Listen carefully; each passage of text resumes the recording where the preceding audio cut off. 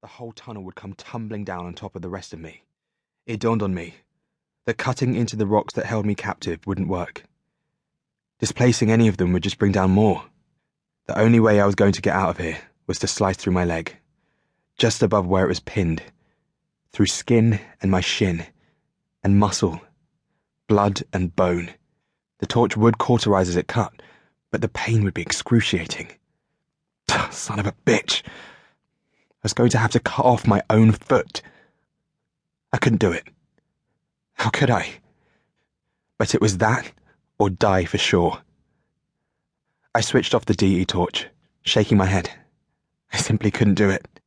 I tried kicking against the rocks with my right foot again, heaving to pull my left leg free. All I got from that was a renewed blast of searing pain. In my panic, I was breathing too fast. I was going to use up all my remaining oxygen in double quick time at this rate. 37 minutes of oxygen left. Face facts. Whatever happened, rescued by others or rescue myself, I was going to lose my foot. Damn. And I was so attached to it too. Come on, Nathan. Do it. Get on with it. You're not getting any younger.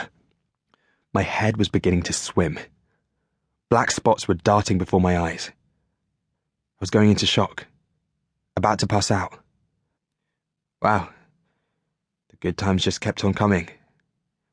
If I fainted now, these black spots would be the last things I ever saw.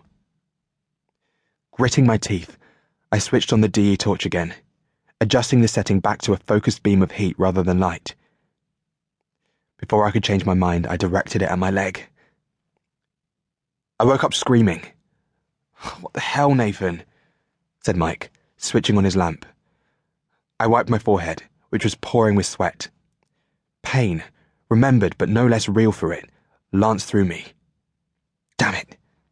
I sighed as I sat up. "The same dream?" Mike asked. "Yeah," I admitted. "Why won't you let Dr. Liana give you something for that? Practically every other night you go through this. And when you go through it, so do the rest of us." "Some of us are trying to sleep over here," an irate Pearl shouted from across the barracks. That was all I needed. She was a misery at the best of times. Deprived of sleep, she'd be yet another nightmare to contend with. "Sorry," I called out. "Nathan, shut the hell up!" Corbin shouted from further along the room. I was feeling the love. A ripple effect was happening throughout the barracks as more and more people began to stir. Time to escape before my ass got kicked. I threw back my bed cover and bent my left leg to rub halfway between the ankle and my knee. My real lower leg was back in the mine, probably still buried under a ton of rock. This bionic replacement, covered in synthetic skin, looked and behaved the same as my real leg, and was certainly better than nothing. I could still feel the indented scar right around my calf and shin where the prosthesis had been attached to my body. Knowing that sleep and I would be strangers for a while, I sighed and got out of bed. Slipping on my boots, I made my way out of the dorm. Mike waited until I was at the door before switching off his lamp. He was a good mate that way. After a brief smile in his direction, I made my way out into the compound, taking a deep breath of the still night air. The air here smelled and tasted different to what I was used to. More citrusy. Maybe something to do with the plants and the trees that grew around here. God, I sounded like Mike now. Mike would much rather hang out with the trees on this planet than any of us people. I glanced up at the sky, full of stars I didn't recognize. That didn't make them any less awesome. Good word, that. Awesome. And definitely underused.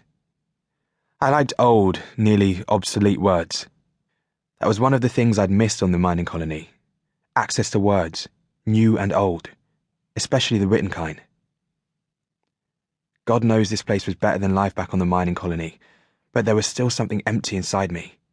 A void that ached to be filled. This life, this place, it wasn't enough.